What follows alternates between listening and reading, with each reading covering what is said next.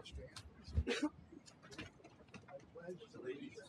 the flag of the United States of America, and to the republic for which it stands, one nation, under God, indivisible, with liberty and justice for all.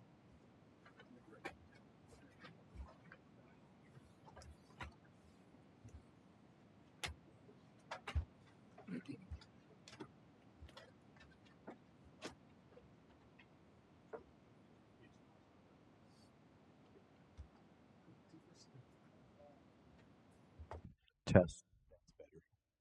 There you go. Okay, we've got a couple members that probably still show up, so we'll start. And we're recording. So, tonight, and we're just overhearing people talk.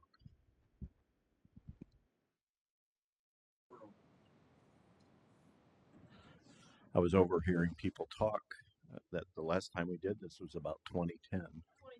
2012? Close enough. Still, that's a long time. A lot of new faces here, I'd say, looking across at all these faces here. These two and that one right there are probably the only ones that have been here since the time we did that. And we have 5 members missing. I may be Deb Cook, but maybe not. So she was? So 4 out of 14. So we thought it would be a good idea. We started this thought last summer, and when we saw that, there might be changes in the commissioners and the council, we decided to wait until after the first year. So we made sure that each of the bodies had their people properly appointed, and we would have a training session to kind of help you guys out. The decisions that you make, whether you're on the planning commission or the BZA, are very important decisions. And as you will discover tonight, or the people that have been here long enough know, sometimes you're not guided so much by your heart than you are up here and what the state of Indiana says. So we just want to go over some of those things and let that be a guide to you as you make your decisions and how you conduct your meetings as both the Planning Commission and the BZA. So with us tonight is the same person that was here in 2012. I was in high school, I'm sure. Yes, sure. I remember that. Weren't you? You were an intern. Yeah, right. KK Gerhardt Fritz. I've known KK. Actually, I've known her husband longer than KK. KK and I used to work at the same company together. He was a landscape architect. I really enjoyed working with husband Pete. I got to learn to meet KK through that relationship. So outside of being here, I knew her for my other private sector work. We worked on some projects. Yes, we did. And so I asked her to come and put. KK used to do a lot of stuff. She teaches at Allstate, is it? I don't anymore. Not anymore. I did for decades, yeah. So she's taught a lot, as well as worked in the craft herself. She tells me she's scaling back nowadays. She looks forward to more education and opportunities such as these. So I'm glad she said yes to come to us. So what this will be is she's got quite a slide presentation, if I remember right. There's 62, 63 slides. Rule of thumb is a minute a slide, sometimes more. And I'll let her send her own ground rules of how she wants to proceed. But this thing will be taped. If you ever want to revisit it, we're going to make it available. So if there's some things you want to revisit, or if you have questions, please come see us. But I will let KK go, and all you have to do is nod to Susan over there, and she will advance your slides as you need them. So let's bring up the slideshow and get going. So enjoy. Feel free to ask KK questions anytime. And I'm loud. I grew up, my father was deaf in one ear, so we are just a loud family. This may be a little too much. It really is KK, and my mom called me that. My hometown is Kokomo. It has nothing to do with the KK. Those are my initials, but that's how you will remember tonight who I am is KK from Kokomo. All right. So what we're going to talk about tonight are kind of some basic things that the state of Indiana says you need to know as planning commission, BZAs, or county commission members. So let's go ahead and and roll with that. Susan, my youngest daughter is Suzanne, so I should be able to do that tonight. So what we hope to accomplish is make sure that we all know legally what the role of each group is. And I know you guys are kind of in close distance to other states, but it's got to be Indiana. So one thing I'll tell you as we start going tonight is that every state's planning laws are different. So our laws for Indiana are totally different than the laws in Illinois, Michigan, Florida, Colorado, Texas, whatever. And so it's always great to go and look at other places, but be careful of trying to copy something from an out-of-state ordinance or something like that.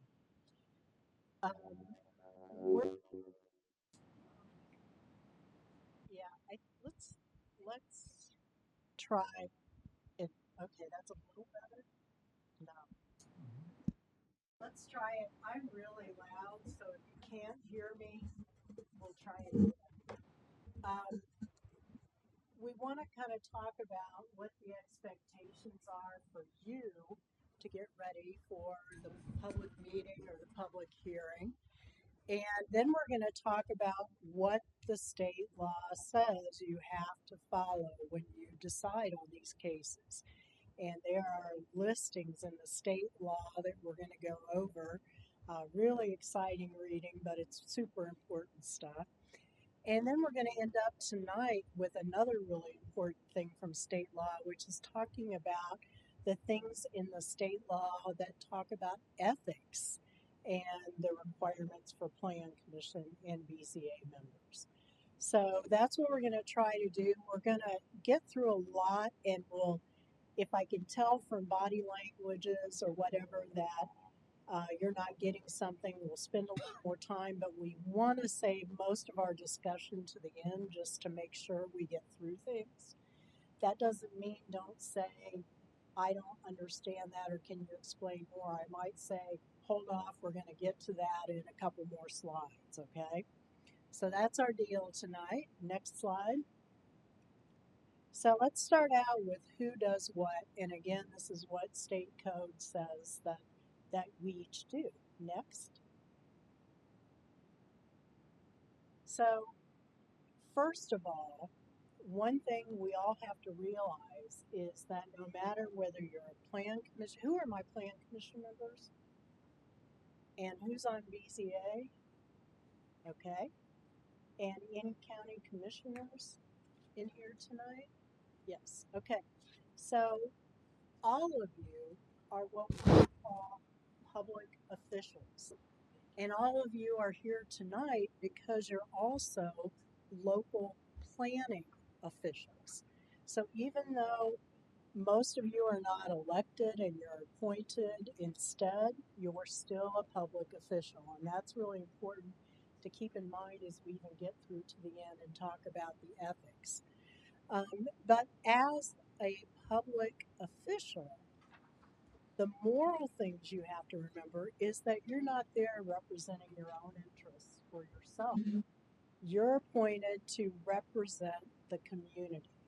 So you're making decisions about what would be best for the community, not what's best for yourself, not what's best for your pocketbook. It seems like I shouldn't have to say this, but you know, we all need to be reminded of that sometimes. So you're representing the rest of the community. And as you do that, it's important to know that they do give you some direction. And the direct direction, if I may use that phrase that I'm sure you're all familiar with, is when they show up at the meeting and they tell you in no uncertain terms what they think and what they want you to do and so forth. And that may be through also a written letter or something like that. But the public meeting is in state law, the public hearing, so that you can get that input from the public. But there's another more indirect way, and that is the comprehensive plan. That's the planning policy for the community. And when that is done, and I understand you guys are going through an update right now, you're just getting ready to start one. And I heard Mike talking to the business group beforehand about all the public meetings that are going to be happening as part of that, and the steering committees and the subcommittees and so forth. That is giving the county input on what people want in their community for the future. So just because everybody hasn't shown up at a certain meeting doesn't mean you haven't had input into what the community wants you to do. And you'll see this theme repeated as we go through the state law criteria, and it keeps referring to the comprehensive plan. But I just want to plant that seed with you today that you're representing this community. The community's going to tell you what they want to say. They may not all show up to the meeting. In fact, we have a tendency as humans to only show up when we're upset about something, or to only fill out a survey about our hotel or whatever if we're unhappy with it, not if everything's copacetic and we're all good. So just keep that in mind. Sometimes I do a whole session on public hearings and public meetings, so we don't have time for that tonight, but just keep that in mind. The other thing that is really important, and I, kind of am preaching to the choir here since you're here for a training session, but to educate yourself on what is going on. What is this about? What am I making a decision on? What should I consider? And then also to help educate others on the issue. When the public shows up to a public meeting, that may be the only one they go to, and it's because they got a notice in the mail about something. And they may not understand what it is you're basing your decision on. So it's really important as a public official that as you go through the meeting, you make sure that they understand what you're basing your decision on. And you can kind of help guide them. The more we can give them information in advance, like in those notices we send out, things like that, the little 6-point legal ads or whatever they are, the better. But a lot of it's going to be hands-on training at the meeting, and we'll kind of talk through that a little bit more. And then the other thing that's really important is, as a public official, you also need to support the process that you're part of. So you're supporting all the other participants in that process. You're supporting the applicant and the neighbors, but you're also supporting the BZA, the staff, everybody in that process. And if there's an issue, then you pass that on and try to resolve it. So that's kind of your moral responsibilities, if I can call them that, as a planning official. Okay, next one. So let's start with the Board of Zoning Appeals. Board of Zoning Appeals is what we call a quasi-judicial group. The way they are set up, they act almost like a judicial kind of situation. So they are the ones under state law that are named to hear appeals of any administrative decisions. What that means is that if somebody goes in to talk to Mike and Christy and they don't agree with what staff has told them, they can appeal that interpretation of the UDO or whatever to the BZA. So that is something that's set up in Indiana code. That the BCA actually hears that appeal and decides whether staff was correct or not. Give me a second here. Thank you. Those don't happen every day. If they did happen every day, that would tell you that you've got a big problem with your ordinance or a big problem with your staff. But to get them occasionally, it's not a big deal. There's a lot of gray area. When I write an ordinance, I write it to cover 99% of the situations out there. If I wrote it to cover every conceivable possible situation, we'd have a tax code size document that would be our ordinance. So there's always going to be a little gray area, and that's where BZA comes in. Not something they do a lot of, but they do occasionally. One that gets a lot of action are the variances. And there's two types of variances that the BZA deals with. The first one, development standards, is if somebody doesn't want to literally follow the standards to develop on a parcel, whether it's height, setback, parking, landscaping, whatever. Those are standards of development that can be appealed to the board as a variance. The other type of variance request is a use variance. And a use variance is a little more unusual, and it is, and we're going to go over the criteria for all these things a little bit later. A use variance is to allow a use that is not normally allowed in that zoning district. So instead of rezoning property, somebody's going to ask to allow the use in that existing zoning. And we'll go through, I've got some examples later and some criteria. But that's one of the assigned duties in Indiana law for the BZA. Then we have something that's called special exception requests. And these are what I call things for our tricky land uses. Each community can decide what their uses are that they label as special exceptions. So your uses here in Porter County may be very different than Brown County or Lake County or whatever. You can literally go through and say, okay, this use is tricky for whatever reason. Maybe it's a NIMBY. What's NIMBY? Not in my backyard. Maybe it's a NIMBY. Maybe it's just something unusual, like an institutional use, a really big school or a mega church or something like that. But it's up to you as you do your unified development ordinance to go through and say, this, and this should be special exceptions. And then develop the criteria for how to review those. And again, we'll talk more about all of these. BZA can also, instead of just doing an appeal, they can also give informal advice or interpretation. So Mike may show up to the BZA and say, Christy and I looked at this section. It's kind of gray. Think it might be this. What do you guys, how do you feel about it before it becomes an actual decision and appeal? That's rare, but again, it may happen. And then BZA also has the power to initiate lawsuits when somebody is not following whatever the approval was, the conditions of the approval, those kind of violations, other violations of the ordinance. BZA can actually say we need to initiate legal proceedings here.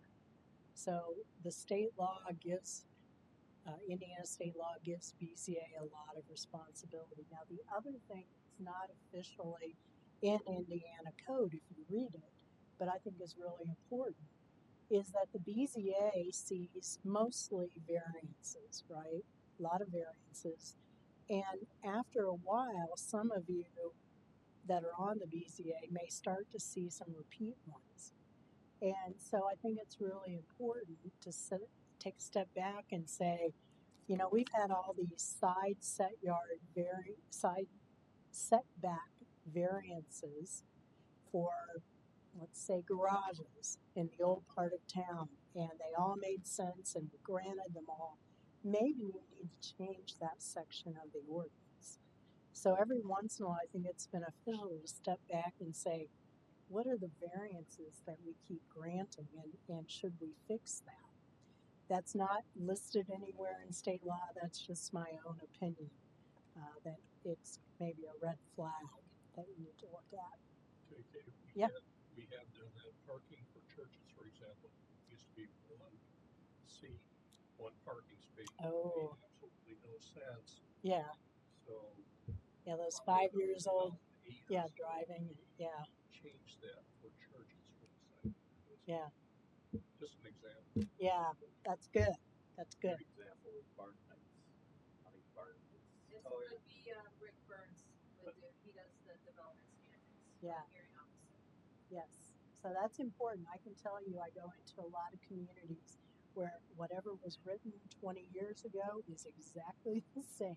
Doesn't matter if the state law changed or if there's been a court case or new land use, they just don't change anything. So it's important to kind of, ordinances and plans are not meant to be cast in concrete. They're meant to change with time. When I started doing this job, practically in kindergarten, I think, there were land uses that we have now that we didn't even have at the time. I remember I worked initially in Texas, and I remember we got our first ATM. Nobody had ever seen one. We didn't know what to do with it. It's like things like that evolve all the time. Okay, next. So Plan Commission also has some direction from Indiana Code, and Plan Commission is charged as the official cheerleaders, supporters, and managers of the comprehensive plan and all the amendments. So state law doesn't say that Plan Commission has to do it themselves, but Plan Commission is supposed to be the ones that push for updates, that make sure it happens.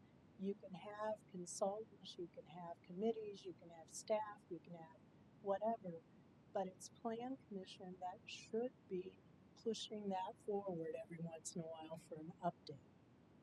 Also, the same thing with the Unified Development Ordinance, which is a combination of zoning and subdivision requirements.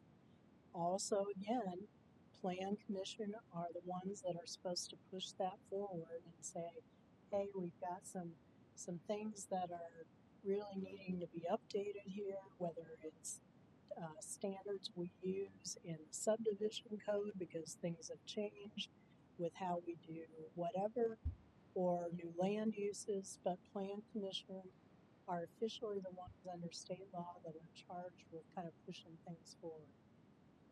Then one of the other big responsibilities is to hold the public hearing and consider changes of zoning, rezonings or zoning map amendment, whatever you want to call it.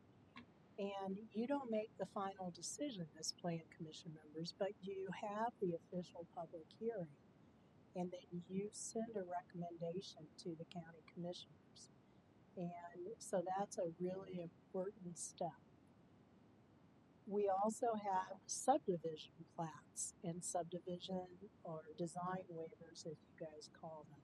Those you do make the final decision on, and that is empowered by Indiana Code again. And then we also have Plan Commission being given responsibility for development plans or site plans, basically is what they are. And you make a final decision on that too. And again, we'll get into all this in more detail. Next. So, County Commissioner, we're all going to look at you for like 30 seconds. State law says legislative bodies, which would be city council, county commissioners, town council, are the ones that adopt comprehensive plans, and that is adopted by resolution, not by law.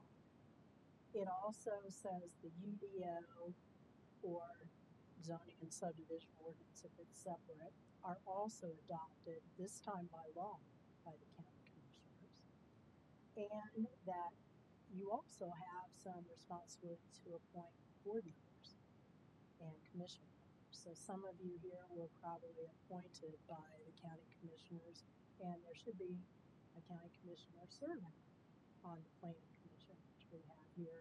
Why do you think Indiana law requires that there be a county commission member on the plan commission? And county council. Why do you think that requirement was put into state law? I would say for coordination purposes, okay? So knowing the right hand, knowing what the left hand's doing is very important, and just keeping that communication open. Not every community is lucky enough to have staff. Sometimes they don't. and I've worked with a lot of them over the years. So they can't rely on staff to tell them what the plan commission's doing, to the county commissioners, or, report out or whatever.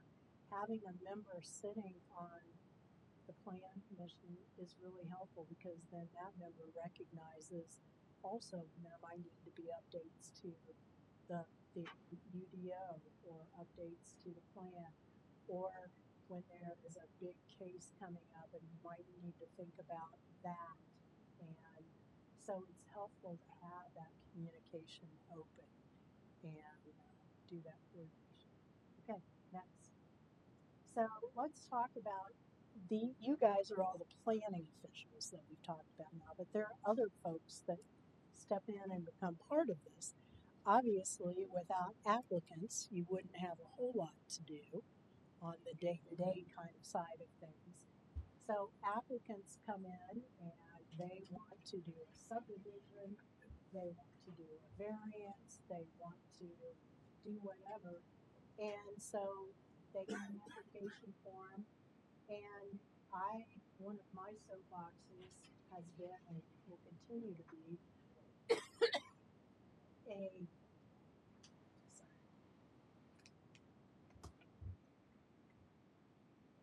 that applicants have a responsibility to turn in everything they're supposed to on time, and to give you all the information answering the criteria.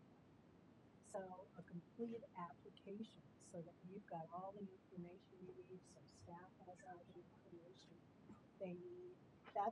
That's not the time to become the nice guy and let things slide and let people come in with only half of what they're supposed to have, or come in late and stuff. That doesn't do the rest of the community any favors if you do that. So applicant is one group that's in our planning process. We also have planning staff, and they are assigned certain duties from state law also, like being the official record keepers, of all the minutes and the permits and case files and so forth.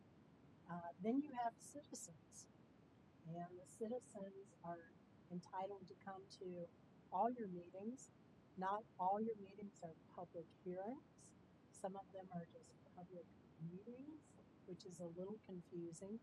But if it's a public hearing, the public has a right to speak, whether they got a letter from the surrounding, as part of a surrounding property owner. We also have the county council. Now that's a little different animal. They have a seat on the commission, but they don't have, as the county council, they don't have an official role in the development process locally. Obviously, indirectly they do, because of the budget and the appointment they make to serve on plan commission.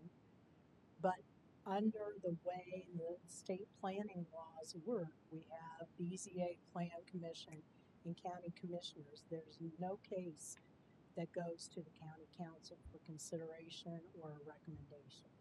That's just not how our law works.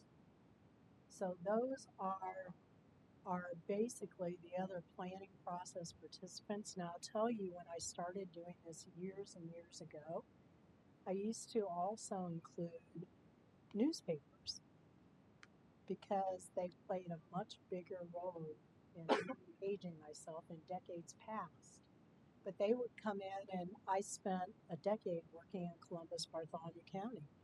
They would have cases that would make front page news, and they would come to all the meetings, and they would do interviews and all kinds of stuff. Back when I was in Dallas, I had TV cameras. We had TV stations that would come to the meetings. So, but things have changed, as we all know, and that's one that kind of has dropped out as, I think, one of our real participants.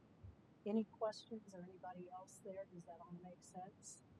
Okay, let's go on. So, what's your duty to prepare for the meeting? Do you just show up and see what Mike and staff have, or you have to do something first? Okay, next slide. First of all, y'all need to check your calendar for conflicts. So, At the beginning of every year, I am sure you guys put together a calendar that goes out. So when you're looking at that calendar, if you notice one of the meetings is scheduled for spring break and you're going to be gone for spring break, I don't care if it's January, tell the staff then I'm not going to be here. Why do I care if you're not going to be at the meeting? Why does staff care if you're not going to be at the meeting? A quorum. That's exactly right. Yes. Christy's like, yes. That is so true. I can't tell you how many times I have sat through a meeting and everybody shows up except enough of the plan commission or enough of the BZA. And you can't do anything. And that's really frustrating for all parties involved. So very, very important for staff to know ahead of time if there's going to be an issue there. So the other part of that is checking to make sure on the agenda that there's not a conflict of interest. And again, we'll go into more detail about what that is later. But if you have a conflict of interest, say it's your employer that's on the agenda, or your mother-in-law, or something like that, you need to let the staff know for the very same reason, because you will not be able to participate in that decision, and that could leave the group short of the votes that they need. Okay, so first of all, check that calendar. Then you're going to read the staff information that you get about the case before you get to the meeting. Pet peeve, I show up at plan commission or BZA meetings and I see people rip open these big gold envelopes and pull out the staff report in front of everybody else. That doesn't give anybody a lot of confidence. So there's a lot of good information. You need to do that. The other thing I also tell people is even if you've lived in this community your whole life, doing what I call a drive-by site visit is really helpful just to get to know that area. You may have driven past it for 10 years, but not really paid attention to what's happening around it. So don't talk to the owner, don't go on the property, but drive by and kind of get familiar with the area. That's it. Check your calendar, read the staff report, and do a drive-by. Okay? So you've done your homework then. Next. And the thing I always talk to the staff if you have any questions. Exactly. We can't emphasize enough. Or if you see something that's confusing. Yeah. Because it doesn't make any of us look good at the meeting. Right. Yeah. Let them know ahead of time. Don't. And again, we'll find out later, but don't ask the applicant for information. That's a no-no. It's an ethics kind of thing. All right, let's talk about those criteria. Here we get to the heart of it all. What are we supposed to be making these decisions on? Is it whether somebody's nice, whether they're handsome, whether they bake good cookies, or what is it? Well, here's what Indiana law tells us. Okay, so first of all, Indiana says these are not meant to be random, okay? We want to make these decisions not random and not subjective. So that means we're going to give you some criteria to use to make your decision. The criteria become what we would think of as a checklist. And the number of items on that checklist varies depending on which request we're talking about. But what you need to remember is that the applicant under state law and case law will have to meet all the criteria that are in the state law or our local ordinance. So you can't hit 3 out of 5 or the majority and say that's pretty good, we're going to approve it. That's not what state law allows. It's got to be all or nothing. So that's kind of surprising sometimes to people, but there's no wiggle room there. That is, and case law, which is cases that have been filed and ruled on after the fact over and over, emphasize that. So if you're not being sued, that's a good thing, but you want to make sure it stays there, right? So one of the questions I had is when the applicant gets up in front of you, do you require them to stick to the script and talk about the criteria? Or can they just talk about, paint colors of the building or whatever? Is there guidance there? I think Artie tries to give them guidance, Yeah, but we can't stop them if they. you can stop them. Well, I guess we. Yes, you can stop them, and I'm going to tell you should stop. So if you let somebody get up and talk about things that are not relevant under state or local law for the decision, then the people in the audience that come to one meeting every 10 years are going to think that stuff's important, and that's what you're going to base your decision on. You're going to get a little mixed up here and start thinking it's more important and maybe forget about some of those things you're really supposed to be looking at. So you need to, who's our plan commission president? Okay, you got to be a tough guy sometime. And the same with the BZA chair. You got to kind of rein them in and get them back on track. If they start talking about the neighbor's barking dog, you say, we appreciate the neighbor's dog barks. Maybe we call animal control, but what about the traffic and the drainage? Do you have any comments on that? So you got to get them back on track to what's relevant. That's a quick question. Yeah. These applicant must meet all criteria. Does that get vetted before it comes in front of the planning commission? I imagine always. So I'm always going to assume that this will always be vetted. Like, yes, this is met the criteria. So We will address what we feel is the salient points in our staff report. So the staff is gonna flag. okay. This needs to be talked about. This is kind of an issue for you. Yeah. Okay. The president of our board does a really good job of constantly reminding the petitioner and also the people who speak in the audience to stick to the subject, to not to get too far off the subject. Right. And, otherwise, you hear. Oh, you hear everything, right? The barking dog. I'm not kidding. I actually heard that in a meeting. So it's become my favorite example, but it's true. Somebody got up and started complaining about their neighbor's barking dog, and so you shouldn't grant them that variance because the dog barks. You got to stay relevant. So let's get into what's relevant. So state law provides some of the criteria, but sometimes state law says you can develop your own and put it in your local ordinance. So here's how it breaks out. State law gives us the criteria for zoning changes. It gives us the criteria for both types of variances right out of state law. Then state law tells us that we can develop our own criteria for subdivision standards and design waivers. So if you're thinking about, one of my old clients years ago was Floyd County. Floyd County has karst limestone, so they had standards that were maybe different than what you would have. So the state decided to give you standards that you could write yourself to fit your own community for subdivisions and the development of those.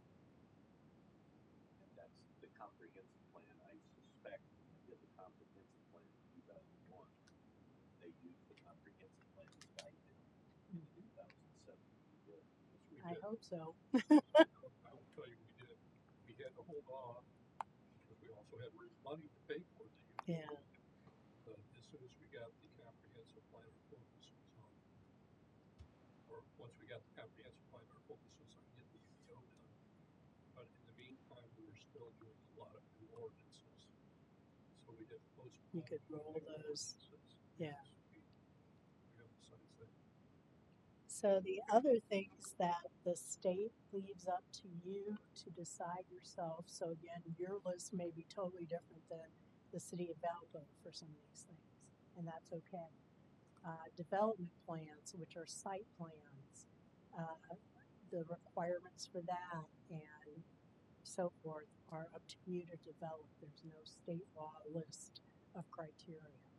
Special exceptions for the BZA, those tricky uses that you kind of have to look at on a site-by-site basis are the same way.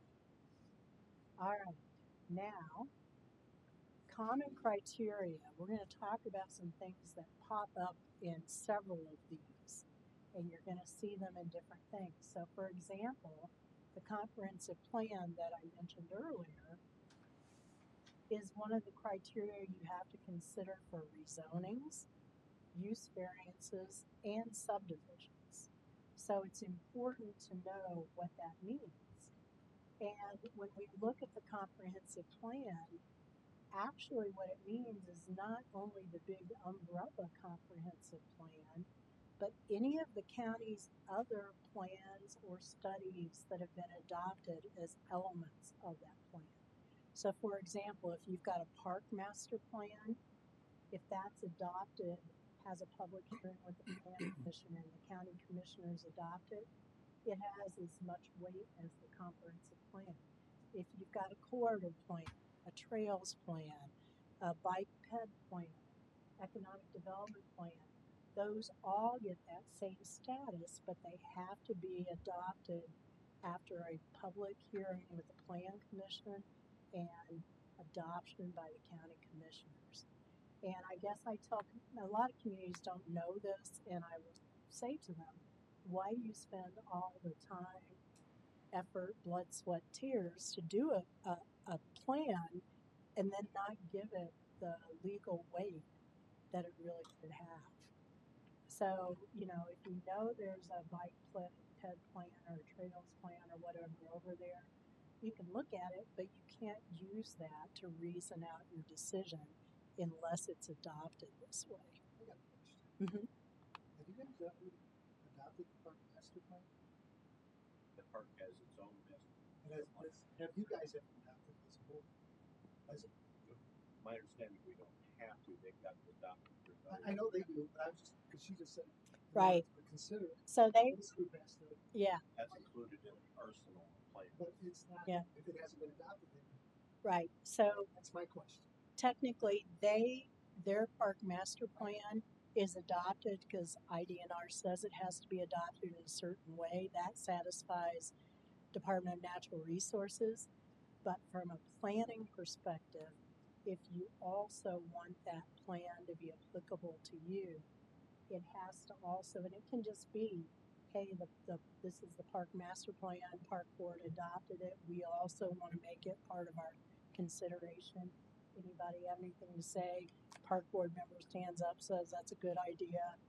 You know, somebody else says, I don't know what this means, my neighbor dog barking, whatever. And then you say, okay. And the county commissioners say, okay. And then it's one of your official references. I've said two of them. Yeah. I don't think they know. That's People why I was don't, asking. no, that's why we do this kind of thing. People don't know that. Yeah. And it's important. Like if you do, Mike was talking about my other half, who's a landscape architect. He works for the state of Indiana, and he does a lot of grant funding for trails and bike and ped plans and stuff.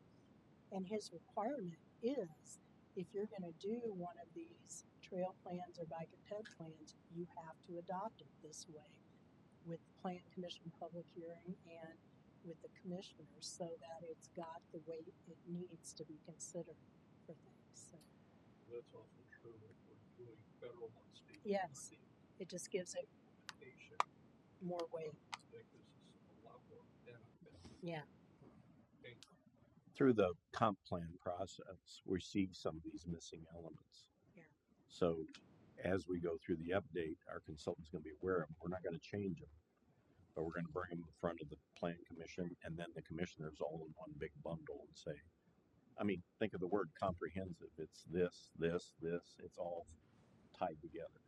No, the park just adopted the last year. So Yeah. the corridor plan on 6, was that adopted or not? Yes. That was adopted, right? Because I know that had to do with TIFs, right? This board adopted that. This board adopted. There's an wood, right? there's an overlay, yes. Is that what you're referring to? Yeah. But the thoroughfare plan is an example, which we're updating. Developer A comes in and they want to put a subdivision. Well, let's say in the future we got some route of an extension of a road corridor. we have to have that part of the comp plan codified because we can make that developer put that thing in. It doesn't have to be exactly where the line is on the map, but it has to serve the function of what it was intended. That's why it's so important to have the park master plan, the thoroughfare plan, all these different planning. We got the airport development plan. All those have to be tied together as codified. And reviewing some of them, I don't see a commissioner approved. Yeah, it's definitely worth your while to take the extra stuff. So, all right, next slide. So the comprehensive plan is one you're going to see pop up over and over. Another common decision thing that you'll see in a lot of these is public health, safety, and welfare. We see that for developmental standards variances. We see it as criteria for use variances. We see it as criteria for your special exceptions, and we see it for subdivisions. Let's break that down a little bit. What is public health and safety? Public health and safety could include traffic safety, not just vehicles, but also bikes and pedestrians. It could include fire safety or emergency access. It can also include public health, water quality, green space, flood protection. All those things are public health and safety. So that's a pretty broad statement that you're going to have to drill down every time when you look at a specific piece of property.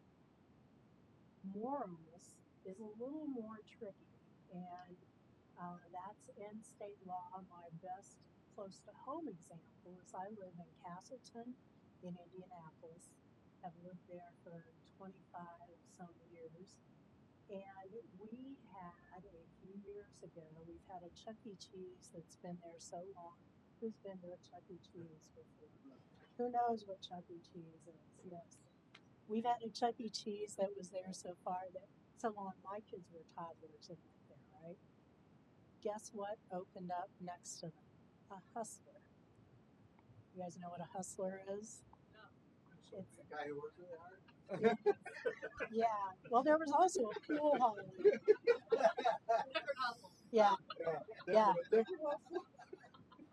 I call them SOBs, sexually oriented business. Sexually oriented business. So the Hustler opened up right next to the Chuck E. Cheese. Everyone got really upset with the city of Indianapolis. Indianapolis had just written a new code that they adopted and had not put anything in there to prevent that from happening, nor did they require a special exception or anything. So it was allowed by right there.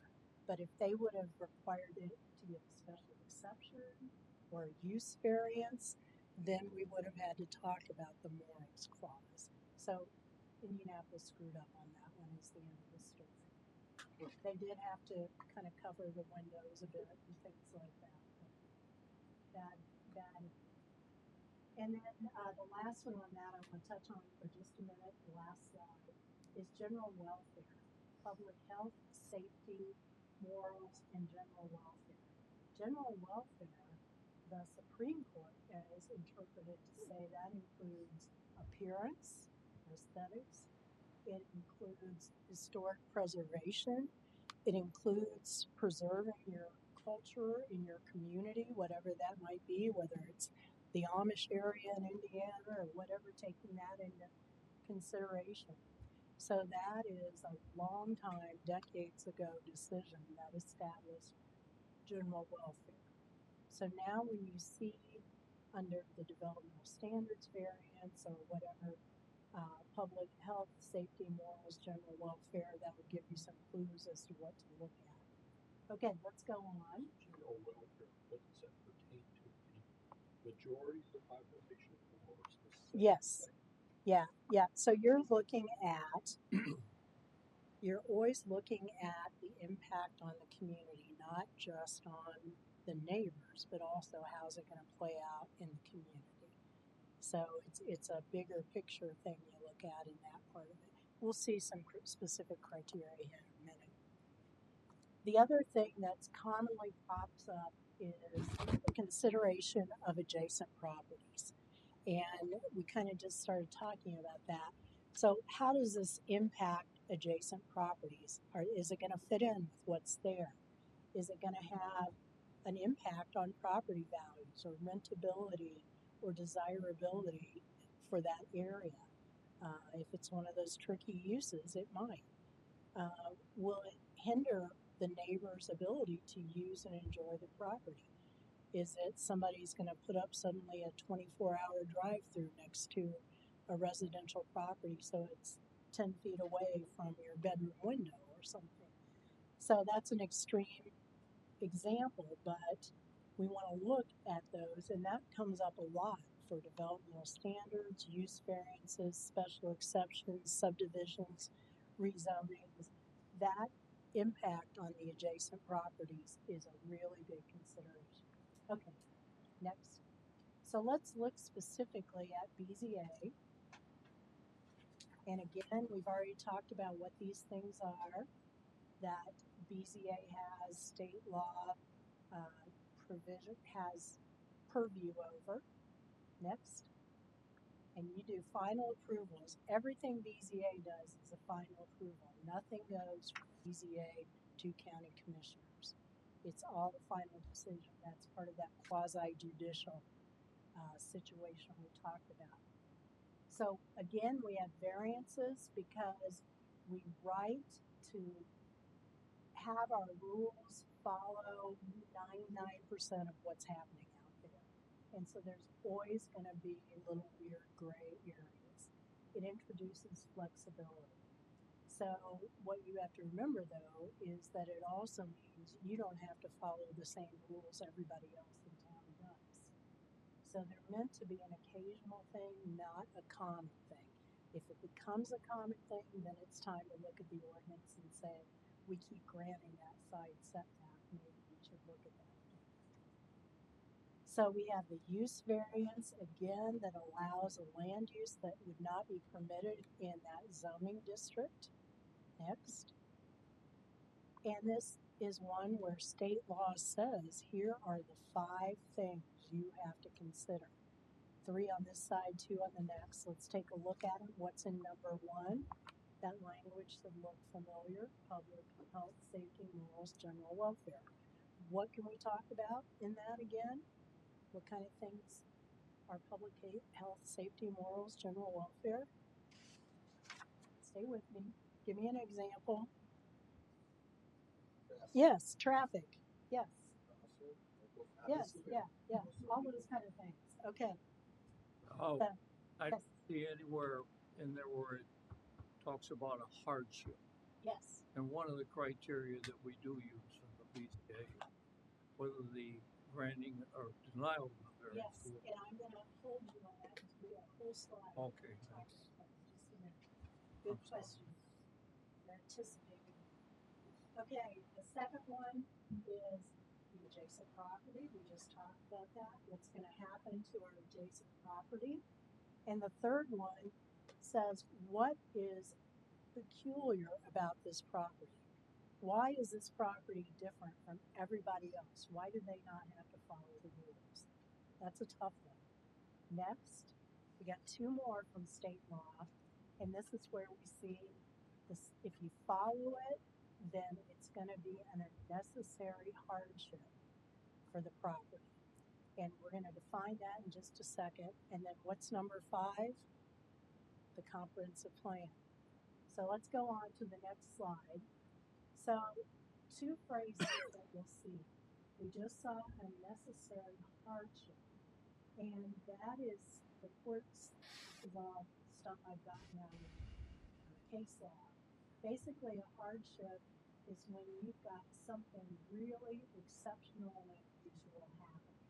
And it's physical conditions that we're looking at in the person.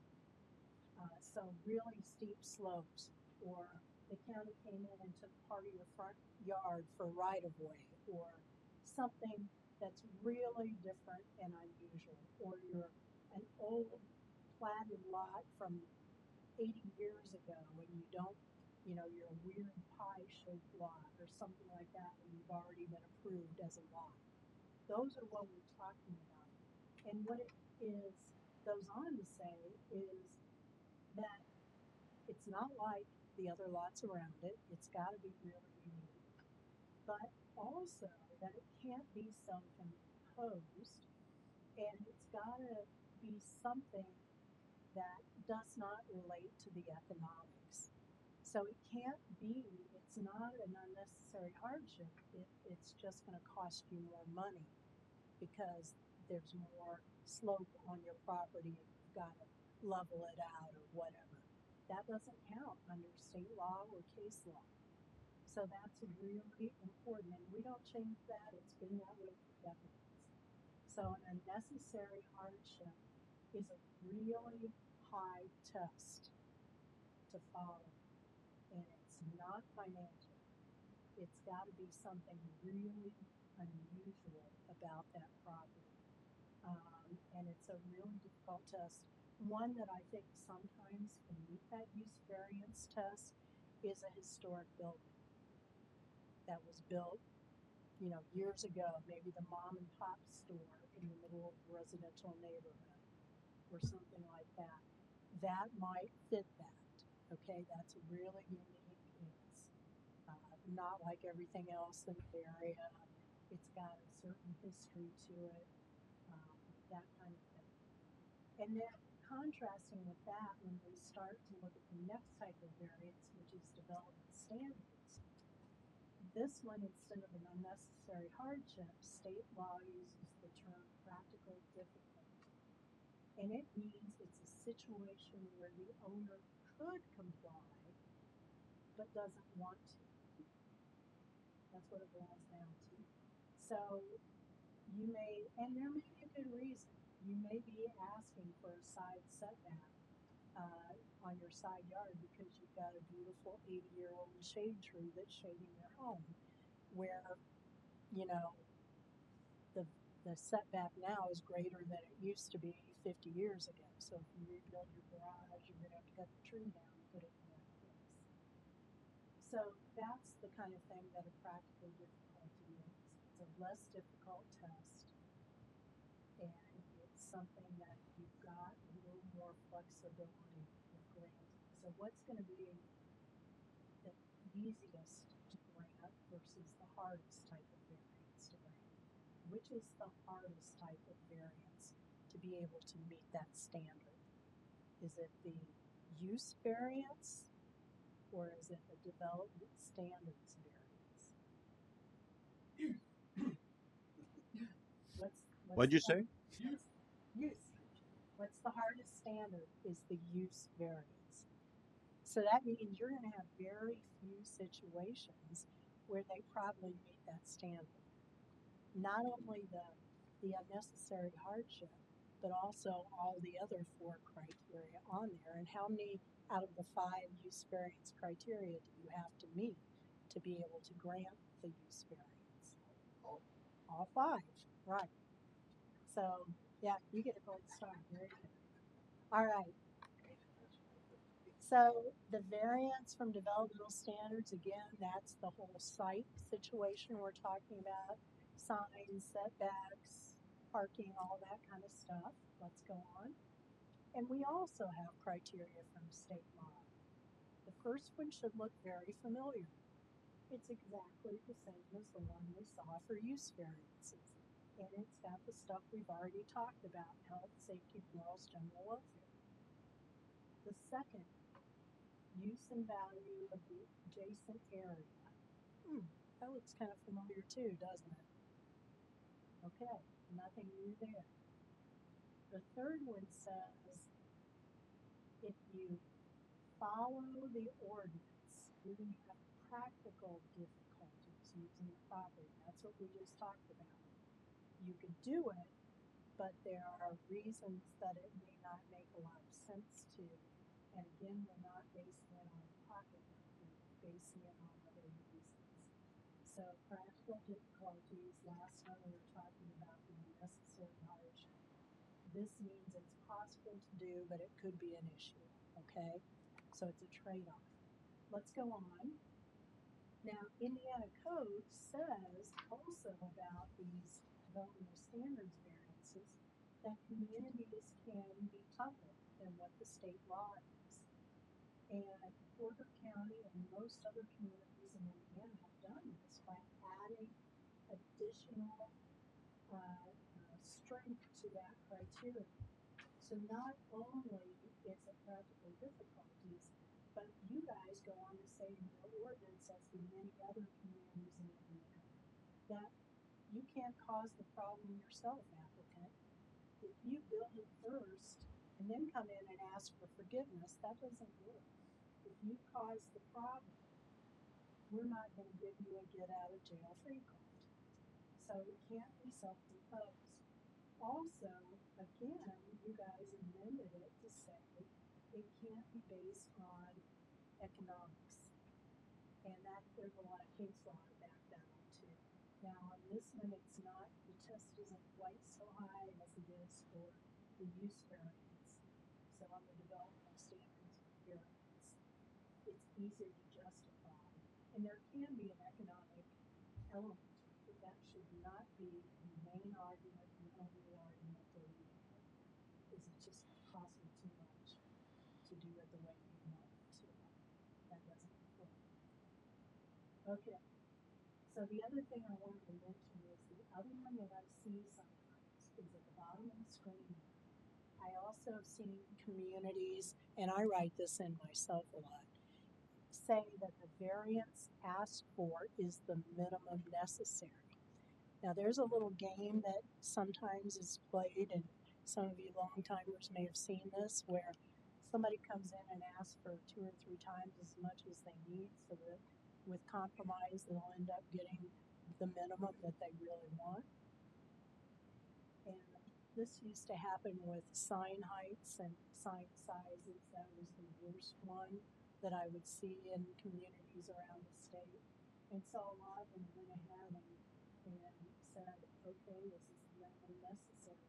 Show us that unless this sign is suddenly 50 foot high on this local street that nobody can see it. So there's another standard if you get into things like that you can continue to add things, state law says, to this criteria. So we've added some things, like most communities in Indiana, most everyone does. There's only one I can think of that you haven't added. So, yeah. Do you have any numbers on rejection of variances versus approving variances, comparative numbers for what other zoning boards? Yeah, I think it's kind of an apples and oranges situation, honestly, because some of my clients in the past have been counties that don't have staff. So they're not gonna have staff doing a pre-meeting, doing a staff report, kind of steering people in another direction, saying, you know, if you put this a foot farther, you wouldn't even have to get a variance. So you guys have that. So I guess what I'm saying is there's probably a lot of stuff that gets pre-screened before it gets to you. Staff is not going to tell somebody they can't apply, but they can also say if you just shift this a little bit, you won't have to, or if you do this another way, or whatever. So it's a little different situation when you guys have staff than a place that doesn't. So for you, you know, you're getting people before you that are pretty, either they're not listening to staff or they've listened to staff and they know what they have to overcome. Meanwhile, in some of these other places, everything gets before a board. So We were told several years ago, and I know Rick remembers, that we were really heavy on the approval side of variances. And I don't remember the numbers, but I do know that it was over 50%. yeah, I just wondered if that was. yeah. I mean, I would go back and I would say, did all those meet all the criteria, or you approving things with 4 out of 5 criteria in the state, then that's a problem. But if they met all 5 out of 5, then that's okay. And were you really looking at the criteria and the rest of them? I mean, one of the things that I see at, again, and I know where all the bodies are there have been doing this for so long in Indiana. And I've been to a lot of meetings in a lot of places. So one of the things I see is that the whole discussion at a public meeting doesn't touch on the things that are in the staff report or the criteria. Suddenly somebody's off on another tangent and they're talking about things that don't have really anything to do with what's being discussed. The decision's made, nobody really understands why that decision was made, including some of you sometimes afterwards. So, I mean, my best advice, just stay on topic, people in the audience on topic, and remember, these are not random decisions. It's like, you know, the state set this framework up for us, and we've got to follow it. We don't have the ability to say 4 out of 5 is good enough. It's got to be 5 out of 5 or 3 out of 5. So, yeah, it's hard to say without looking at each and every staff report. You know, whether I would have agreed or not, I don't know. Well, consequence of that is, say they got a decision on the BZA they didn't like, or at a lower level, they can come back, or a plan commission decision, I think it is, right? They can come back to the BZA, can they not? No, plan commission, if they don't agree with a plan commission decision, it's appealed to the courts. Courts. The hearing officer, if it's denied, the hearing officer. Right. Hearing They officer, can I was appeal it confused. to the BZA. Right. Right. I used to tell people, tell it to the judge. But in a former life, I worked through a lot of different jurisdictions, probably 24, 30, 40 different plan commissions, board of zone appeal. Everyone is different. Yeah. I know here in Porter County, though, a lot of us wouldn't risk taking a client through the motions unless we knew that we'd have success. Same with our local attorneys. Mm-hmm. But we have people say, well, I could do this in LaPorte County or Jasper County. It's, okay, let's go find a place in one of those counties. Try it there because it won't work here. No, I think that's a good point. Every community, like we saw the list of, here are things that are universal from the state for criteria, but then we also saw several where the community established it's themselves. So you are not going to be the same as Lake County or Brown County or Valpo or whatever. I shall say this way, so there's always the right guy. In every community you're in, there might be the right guy. It's not likely here in Porter County as it is in most other counties, Right. from my experience. Okay, let's keep rolling. So we have special exceptions because these are these tricky uses.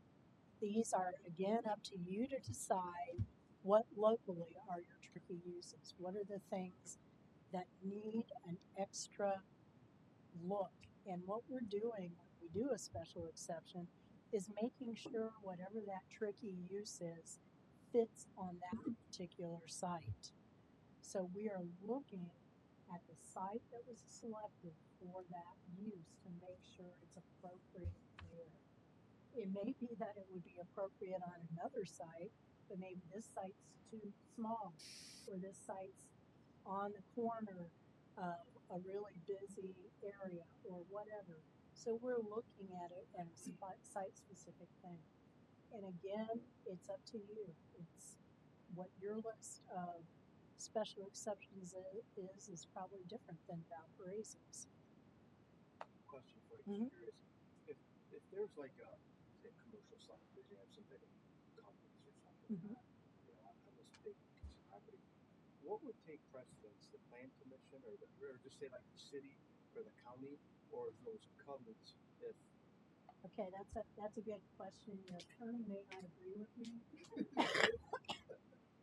but I don't think you have any business being involved in covenants. Those are a private, yeah, it's a private agreement that's between a developer and a homeowner or a property owner. And I can only think of a couple cases in all the years I've done this where a city has agreed to be a party for some weird reason to those covenants. And believe me, I've worked in so many communities where people call you up and they want their covenants enforced, but it's a private matter. So, I think the only thing we've done as staff from a covenant standpoint is that we saw that years ago the restrictions were only enforceable by the HOA proper. We now require it's either the HOA proper or an individual property owner in the subdivision subject to covenants. That's as far as we've delved into. Only we do that only as subdivisions got older, HOAs started to wane. And that's where I was going with this one. Yeah. We have probably the last 10 or 15 years, all of our covenants have in them that if you're a private owner in there, if the HOA can go and enforce and get your attorney fees paid, private individual that owns and also sustained by the covenants can also sue and have their attorney fees paid. So we attempted to, as far as we delved in, was helping the people who live in that subdivision be able to continue to enforce the covenants, even if the HOA is having It's out or something. Okay. I was just curious how that was. But that's as far as we go. Okay. Yeah. The problem added is that a lot of the HOAs were not, they didn't get chartered. They didn't apply to the state. So they're not really a tax collecting entity or fee collecting entity. So it's they don't like a social have the city. official standing, really. Yeah. Correct. They're not incorporated. Yeah. I was just curious. I've seen different areas they get developed, and then there might be covenants. It's like, do those take precedent, or do They're on top. they We're the base. Okay. Nothing changes us. So they can't have a covenant that conflicts with your laws here. They can add above the Right. So they can say only plant yellow flowers. They can't say ignore the setback requirements and build it closer to the property line. If they do say that, we make them get it in writing from the HOA and approval before they go in front of the board. Because we don't want them coming in front of the board, getting approval, and going back to the HOA saying, I got approval to do that. I'm like, no, you follow our codes first. So I make them go to the HOA and get approval before they add an addition or anything that's going to need a variance. Right. And there's not a problem coordinating it to save everybody a headache, and that's great that you do that. But you don't want to get in the middle of that because that's not your purview. Okay, next. So, special exceptions, there is no state law criteria. Each community is supposed to set up their own. You guys have 5. Let's see what those are. So, first one, it's got to be in a zoning district that allows that. Okay. Second one, that the requirements, whatever they may be for that special exception, have to be met. Whether you have special ones for certain uses, maybe. Cell towers are all special uses in all zoning districts. Okay, thank you, Christy. Good. Next, we have that it's consistent with the spirit, purpose, and intent of the bill. And next slide. It's not going to substantially or permanently injure the use of the neighboring property. So there's that adjacent property consideration again. Now, note that it's tempered by the word substantially and permanently injure. So if somebody says, I can't see the vacant wildflower field anymore if you develop that property, that's not going to cut it for substantial or permanently injuring. And then the last one is that it's going to serve public convenience and welfare. That's kind of like that health, safety, general welfare thing we talked about, not quite the same language. And I'm going to be talking about this a little bit more with staff in our meeting tomorrow, but that's what you've got right now are these 5 things. Next. So now I'm going to give you a little test to see how we're doing. Let's pretend we've got a 1 acre property that's single, low density, single family, R1. It's adjacent to R1, but it's also adjacent to light industrial. We have a few weird situations every once in a while. The adjacent light industrial use wants to expand to the undeveloped 1 acre parcel because they want to build more loading docks. The attorney for the applicant told them to apply for a use variance because then they only have to go in front of one group, the BZA, instead of two groups, the Plan Commission and the County Commissioners. So the adjacent uses are really mixed between residential and industrial. There's also a historic church nearby and a school nearby. It does meet the minimum 1 acre parcel size that would be required in that R1 zoning district if they did rezone it.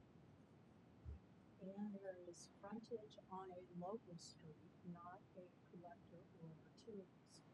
So only like a more narrow local street is what this 1 acre parcel is. And next, let's look at our criteria. So the first one is it's not going to be injurious to public health, safety, morals, general welfare. So what are the kind of things we want to find out? Traffic safety, right? So we probably are going to want input from fire, building inspector. We want to know about traffic issues there might be with the trucks they already have on that local street. How about noise? Sorry? Noise. Yeah, noise.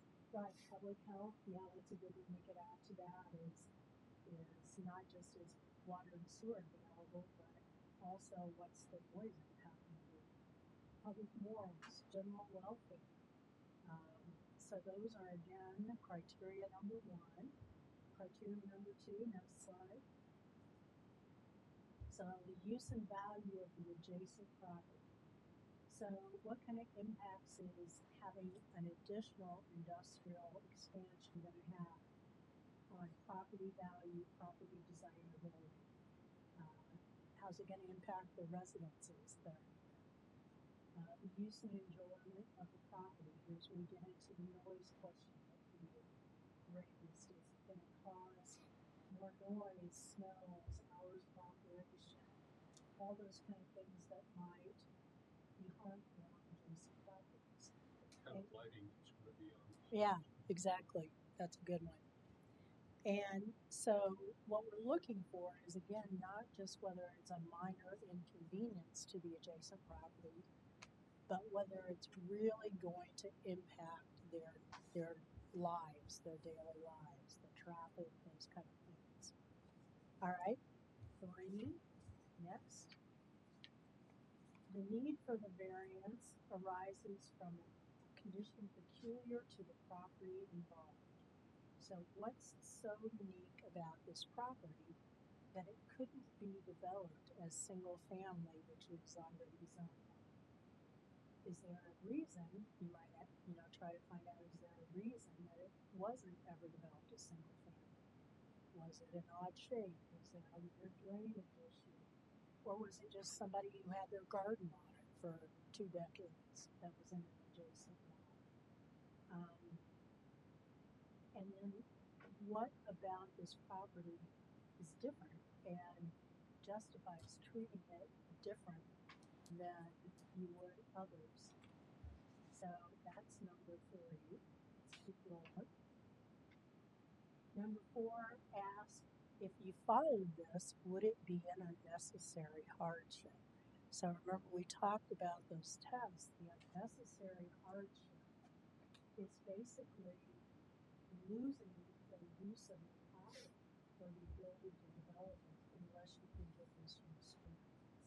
So it's meant to be a very unusual situation. Is there, and the question that the court's asking, is there another use that it could still be developed for? And if your answer is yes, then that means you're not experiencing an unnecessary hardship. It's your own desire to develop the property, but there's still prefer it. And then, is it possible, again, that we're looking at financial hardship? That's not the consideration under case. We might feel sorry for this business who says, we just can't do anymore unless we expand. Maybe it's time they move and build a new location. But it's their financial hardship is not the test for whether you can grant that variance or not. Okay, let's look at the last one. The approval does not interfere with the adopted comprehensive plan. So let's pretend the comprehensive plan's future land use map, and this is all made up, shows the area as single-family region. And it shows industrial growth happening in other parts of the county, kind of more clustered together. So based on those 5 criteria, do you think that they have met all 5 criteria? And that you can grant that? Which ones do you feel they maybe didn't meet? Okay. I'd say they don't meet this one. Yeah. And how many criteria out of 5 do they have to meet to get the use variance? 5. Okay. So this may be a hard thing, particularly if you think about maybe it's somebody who's been in town a long time and is very active in Rotary Kiwanis. Everybody knows them. They're a nice person. They own this business. They do a lot of good stuff. It's hard to say no. It's really hard to say no to these 3 things. But if you follow the state law criteria, you're protecting yourselves. So if you said yes and approved this use variance, and some of those neighbors didn't like what you did and didn't want an expansion of that industrial, and it ended up in court, how's that going to turn out? Yeah, not good, because the judge can see, oh, the staff said the comprehensive plan says future single-family residential in this area. That's real clear. Yeah. What did your findings of fact? Yeah, I mean, the findings of fact, that's a term where we address each criteria. So your findings of fact would be going through 1, 2, 3, 4, and 5 and saying whether they met it or not. And I like to add a because to that. They did not meet criteria number 5 because it doesn't match the comprehensive plan. For the board members, it is part of the application. These questions are on the application, so that's what you don't see them, but they are answered. Yes, that's wonderful. You would be surprised communities that don't do that, and then everything goes off the rails and they don't know why. Or the attorneys really give good answers. Yeah. So take it all with a grain of salt. Or are really good looking and bring cookies to the meeting or something. I don't know. Okay, so that's framework. Even when it's a nice person, you can't step away from that state law or local ordinance framework. So what you have to do, and you can use this, is say, I feel for you, but we have to follow what the state law tells us. And that means that we have to look at all those criteria, and I'm sorry, but you do not meet them. So you don't have to,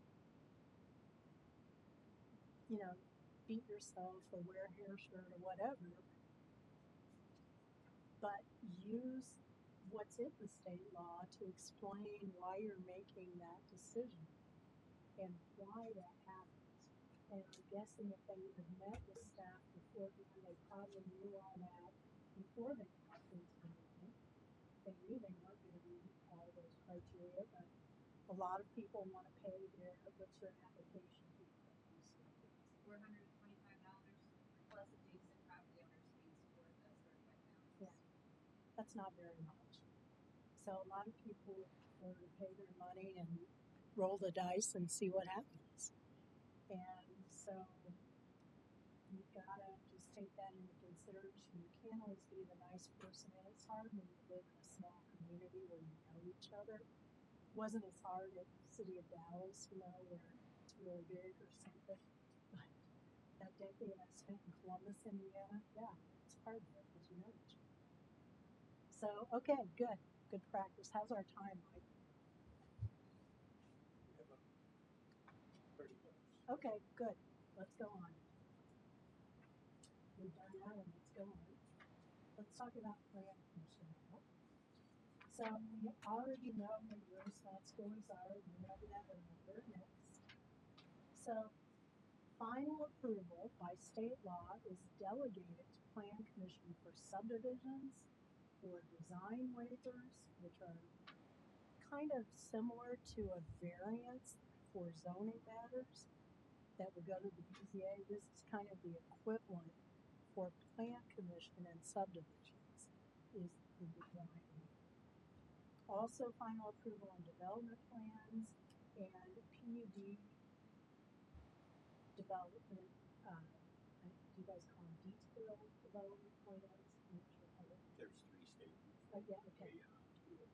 All right. Next. There are some things you make a recommendation on. One of those is rezoning. So this is a really important one to go. First one, what do we see? What's number 1 on that list? And I swear I haven't ranked these myself. This is how they rolled out. They're all equally important, but I think it's you know, kind of interesting that comprehensive plan is the first thing listed in the state law. Second one. So that's, I'm sorry not to interrupt, but that's why Mike and I were talking. A comprehensive plan is not just a, you know, a feel good thing. I mean, this is something that You should use it every month. Yeah. Besides something you and the BZA are going to be looking at it all the time, and the county commissioners to help make so this decision. updated periodically. Yes. 20 years, things change, and you know things have grown over the time. And so now, technically, we might have to say we can't do this. Yeah. But yet, if we had a new comprehensive plan, yes, it might make perfect sense, but every 10 years. So we're at about 25. Yeah. 23 right now. Yeah. Plus, there's been so many rezonings done that you can see where it's going to be growing and where people are starting to build. What we have a lot of property that's zoned ag that people want to divide up into minor subdivisions that they want to start moving further down south. Yep. You know, so that would help you guys too. Yeah. It's definitely time. I didn't know till I got here tonight that you were doing an update. That was one thing we were going to talk about tomorrow morning. We don't have to now. For the, we're going to go through the update, and I'll guarantee some of the things 23, 24 years ago are going to reappear again, but some things are going to change. Yep. One thing that really struck out to me about our comp plan, being a newbie here, is the protection of agriculture. I mean, we've got such a wide variety of interests in Porter County, the industrial and Indiana Dune recreational north. But as you go down south, it becomes more agrarian. And the people spoke up and said, I want to protect agricultural land. So what they do when the zoning came, they made another zoning classification called prime agriculture, and they threw key land into that that made it harder for them to develop. It also gave incentivized techniques of not developing agricultural land, such as encouraging development around the ring of the cities and towns, just to name a few. And that's what the comprehensive plan, and it gives you guys that reasoning to say no sometimes. Second one, we've already talked about this. Basically, it's saying what's happening, what's going to happen to the surrounding properties. The third one is, this one's a little tricky, the most desirable use for the land. You might have heard the term highest and best use. So this is one where particularly if you've got other plans and studies that have been done, like an economic development plan, a corridor plan, parks plan, whatever, may help play into the answer for that.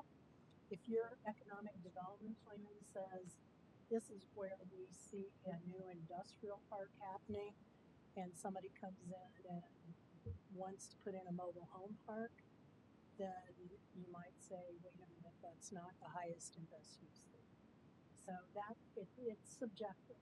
There's no doubt about it. It's subjective, but the more information you have to work with, the easier it's going to be to decide. Fourth one keys into property values specifically, but it's not just adjacent property values. It's in the jurisdiction. So how is this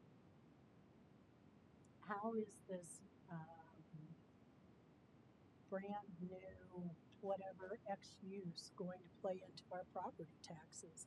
Are they going to consume more services than they pay for example? Are they going to use our roads and whatever more? Is this going to happen at one of our entryways into the community that's really going to, it's one of our NIMBYs and it's going to be right in our entry corridor? Those kind of things can be brought into consideration. And then 5 is one of, I guess, I don't know if I can say my favorite, but I think it's one of the more intriguing ones that we don't think about, and that's responsible development and growth. And basically, it's a question of timing on number 5. Are we doing a premature zoning on this before we have the infrastructure in place to support it? So if it's like agricultural and somebody wants to rezone it to commercial or industrial or some kind of residential so they get a higher price for it when they sell it, but the roads haven't been approved, there's no water, there's no sewer, there's the fire response wouldn't be good, whatever. That's something we need to consider, and I call that premature zoning. And that happens a lot. It's speculative. And we forget about number 5. Yeah. Yeah. I asked you this question of premature zoning. Over my years, just reading the paper, I would see somebody zone whatever, power food industrial. And they had this great plan. They didn't do the plan. Next year, somebody else buys it for a lot more money. All he was doing was trying to get the industrial zoning. He got it at this plan, but now somebody else is coming and doing a totally different plan. How do you protect yourself from allowing that to happen? Okay, so there are tools that you can use to do that, different things. If it's a tricky use, it might be a planned unit development that really ties things down. Mike and I were chatting about that on the phone the other day with one he's got coming in. There are tools, there's something called a written commitment. That's a permanent condition that is actually recorded so that it's in the recorder's office. Somebody buys the property, they see those written commitments. It doesn't matter if it changes hands, it still is in place. And so you might have written commitments for, I don't know, whatever the issues were there, screening or whatever, that protect it no matter who ends up buying and developing it. That's a favorite tool of mine, but it's good to have kind of you want to make sure your attorney looks at it, have some standard wording.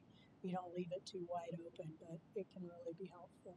Good example was when they did the Porter Hospital and all that development around it. And just briefly, you guys, they put commitments on that. It couldn't contain any automotive services or other fast food feeders, even though they were permitted by zoning. Right. The commitments were you could do this, but you couldn't do this. Yeah, so you can use written commitments. BZA can use them. Plan Commission can use them. They can be for limiting uses on the property. They can be for development standards kind of things like, we normally require a 6-foot fence, but on this one it needs to be 8 foot. It can be whatever. The plan commission ought to make a recommendation for the commitments. And as Mike said, we made a ton of them on certain projects. We do it almost on every project, but they're enforceable by the county attorney and county commissioners. Right. So we'll just under propose the that. zoning district, there's a list of what's allowed in that, like CH, high commercial, neighborhood commercial, rural residential. Sometimes when they want to come in and rezone, and it's something that might be a touchy subject, I'll tell them to go through the list and say, I'll make a written commitment. We're not going to build any of this stuff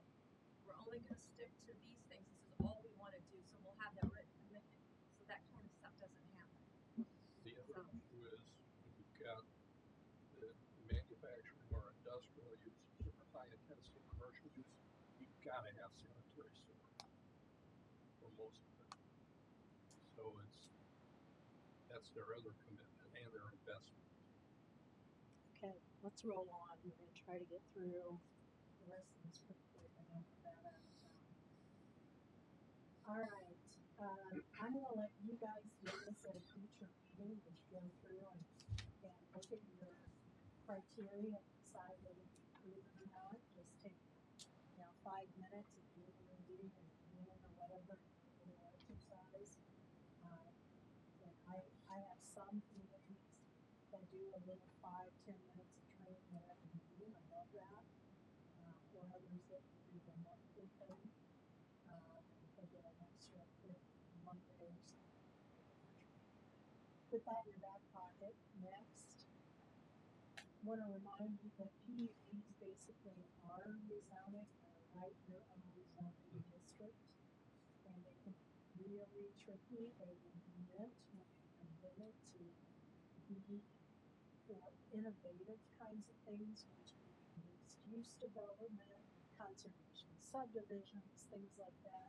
They became what I would call kind of a backdoor variance vehicle for people to get smaller lots without rezoning. And they got really out of hand. They're difficult to track, they're difficult to administer over time. They still are appropriate, but you have to really tie them down. And next slide. We've got to be careful about who's responsible for infrastructure. Yes, Particularly the road systems. That can be an issue. But a lot of, and I have not looked closely at your PUD ordinance. I just didn't have a chance to.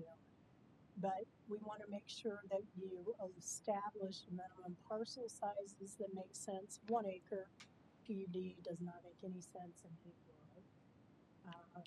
And I've seen some of those over the years. Maybe even go so far as to say certain uses can be PUDs, but other uses can't.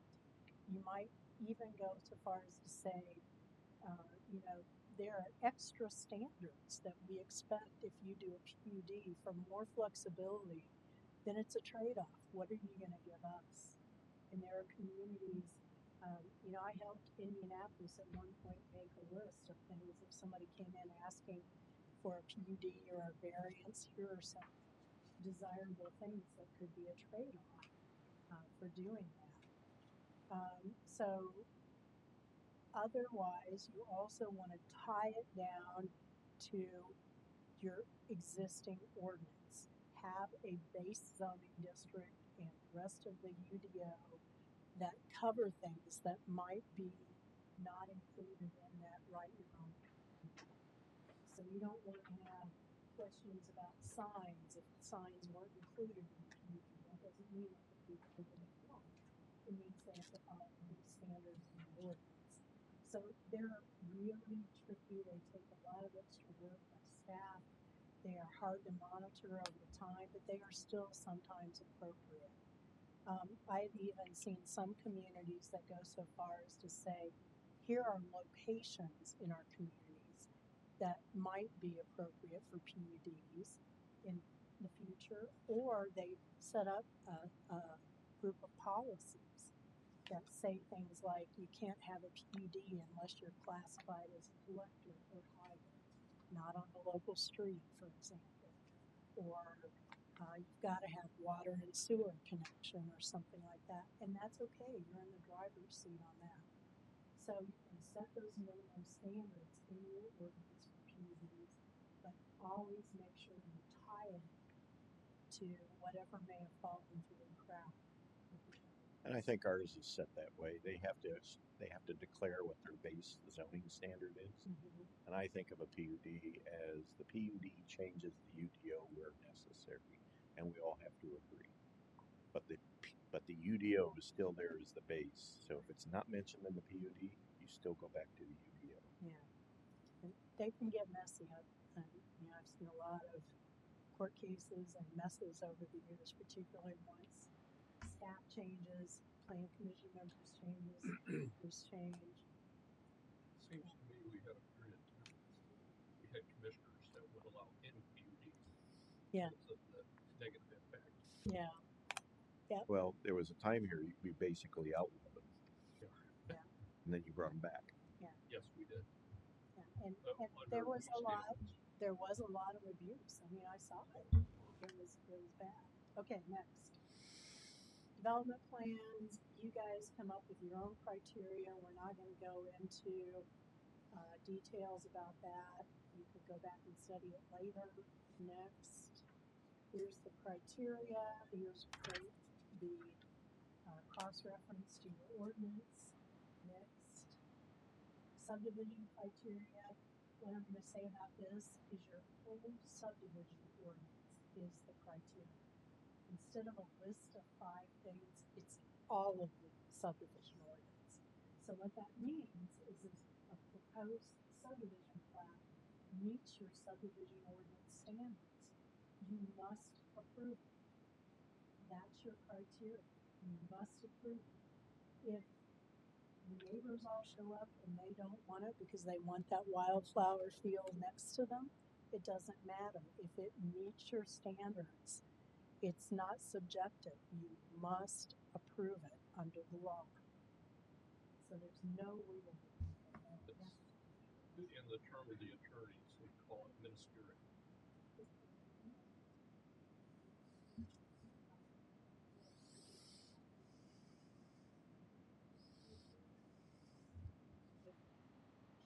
In your subdivision ordinance, can you say,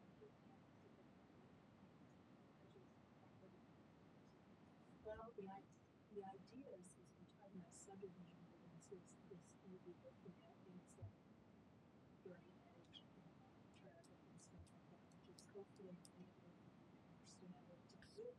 So it wouldn't be impacted just about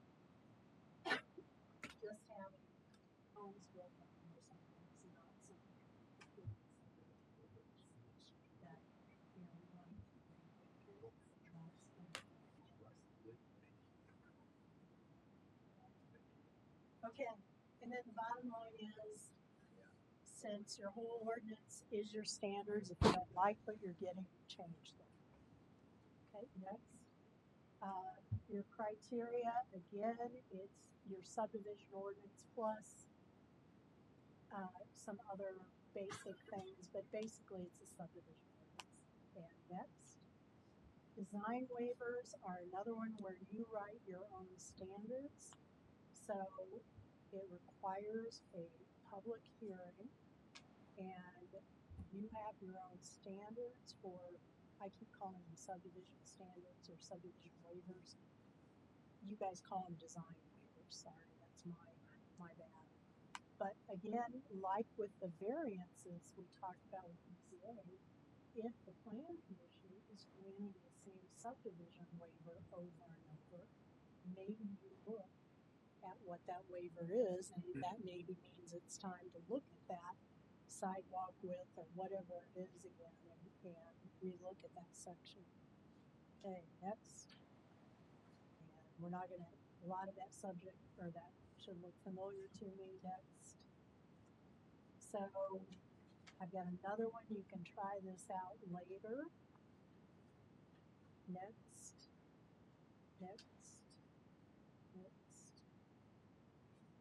Okay, I want to talk a little bit, you kind of touched on the decision-making concerns and how it's hard to be the bad guy. And there is going to be public pressure. Not everybody wants that. And it's okay if you don't want to do it, but you can't abstain from a vote because you don't want to make a hard decision. That's a cop-out, or you can't stay home and not show up to the meeting because you don't want to make a hard decision. So if you don't want to be in that role, and I'm preaching to the choir because you guys are the ones here for training, not everybody is suited to the role of a public official. It's a hard job. So remember, the audience isn't always right, and proposed land use changes can generate a lot of emotions.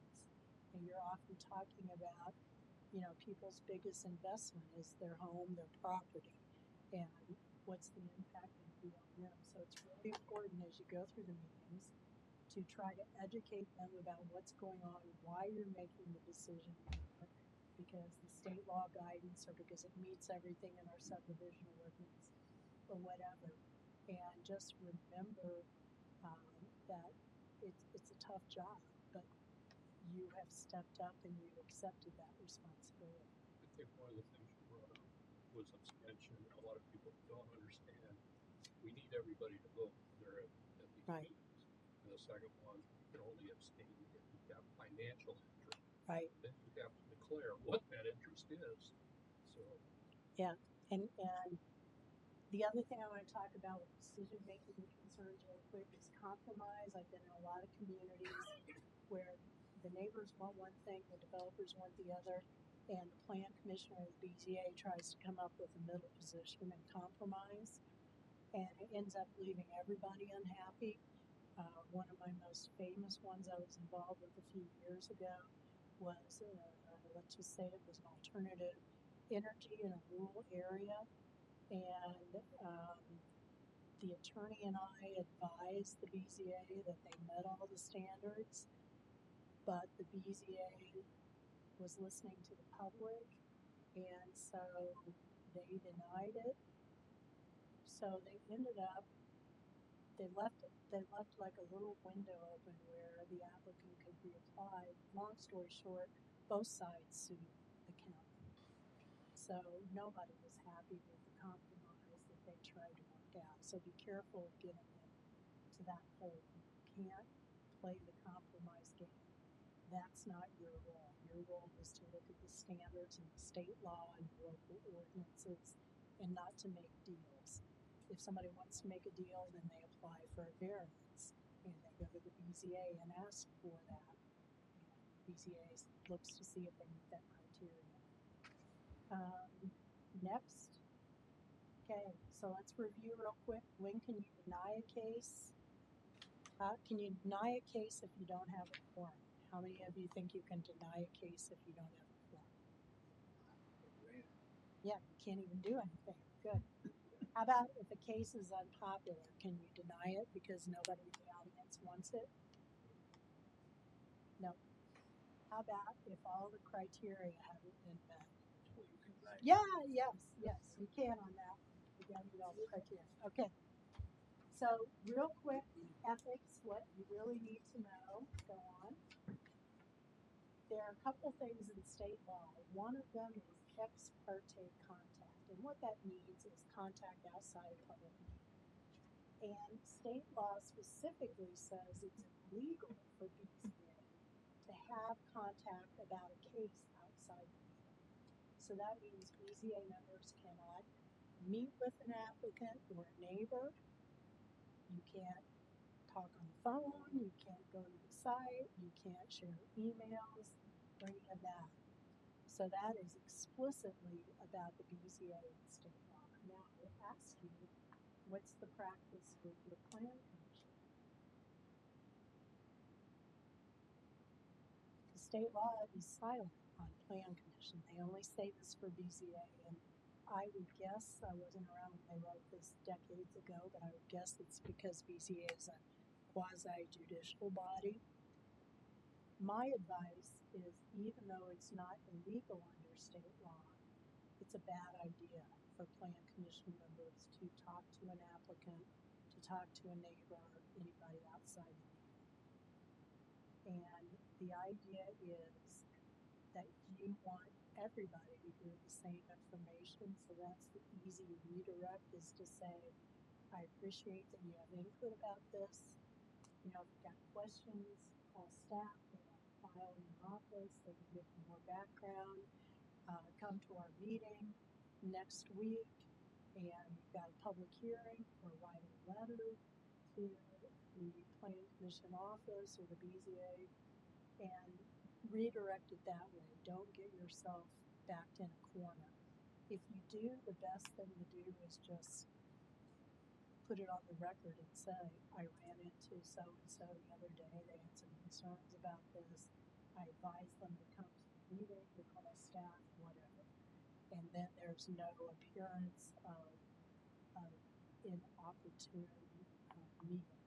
Let's go on to the next slide. Just real quick, Spencer, so if the BZA was driving by possible locations, so should we never go on the property? No, should never go on the property. rubber cases or rubber. I'm not gonna name names. Nobody in the audience right now. I get it, and that's why God invented Google Maps and drones and things like that.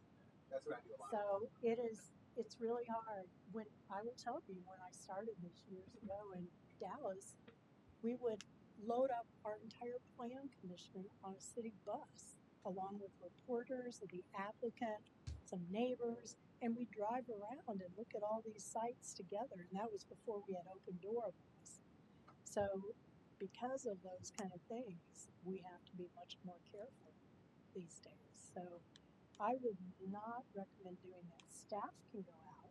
Staff can go out and take 1,000 pictures and so forth. Let them be your eyes and ears and so forth. You, I don't think, should be out there. Google Maps does help, but it doesn't give you a real time. I get it. Yeah, I get it. That's why there are actually some counties that have been starting to use drones for that kind of thing. So the surveyors' offices and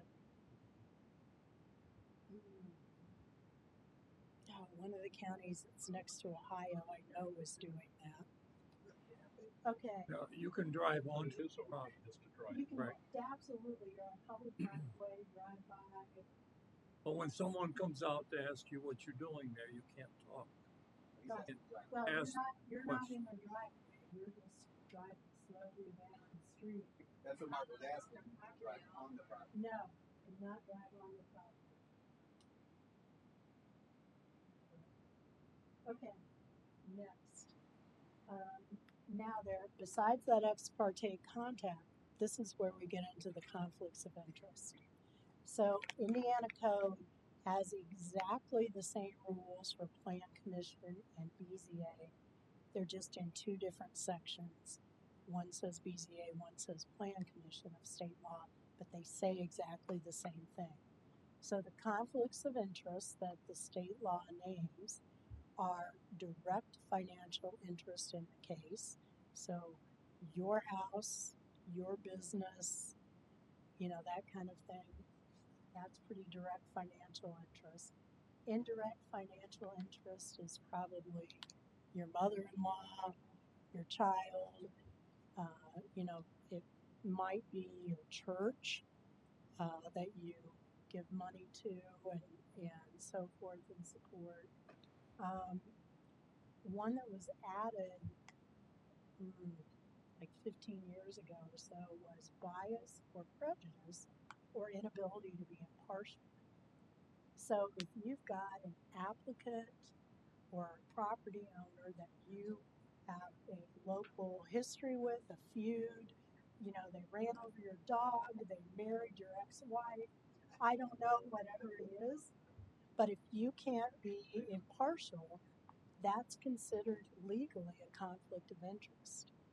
So you, on any of these things, you recuse yourself and you do not participate. Now, what I will say is the other thing that's important to know is there's also been case law that says that, if there's even the perception of a conflict of interest by the public, then it's a conflict of interest. So even if you don't think that you have a conflict, you may want to talk to staff and your attorney and see what they think about the situation. Like, I know that's his cousin. He's voting on his cousin's case right now. So even if there's that perception or that possibility, it's important. What if it's like a direct neighbor to you that's applying for some sort of variance that's Right. opposed to it right away? So one thing I always say is if you get one of the surrounding property owner letters, you've got a conflict of interest. You're considered affected enough to be notified. You're biased at that point, so you should recuse yourself. So, okay. So conflicts of interest, though, are self-regulated. Staff is not going to come to you and say, we happen to know that that's your cousin. They're going to wait for you to report this yourself. You can ask for guidance again immediately. is what you want to do. As soon as you find out this case, you get the letter in the mail as a surrounding property owner, or you see the agenda or whatever, let them know as soon as you can that there's a conflict so that they can start figuring out, does everybody have, are we going to have a forum? There is something that you can do, and I don't think you guys have alternates. Yeah, state law does allow the appointment of alternates by the same appointing body. So there could be alternates for Plan Commission and BZA, so that if somebody has a conflict of interest, somebody else can step in. I see this a lot in small towns, particularly where there's, you're related to half the community and you know everybody and you're a realtor that works with everybody or whatever. You may not have that happen that often here, but if you do, that's something to look at, is an alternate for a position. Who would appoint the alternates? Would it be the commissioners? It'd be whoever appointed, so each appointing authority could. Not the individual himself. Right.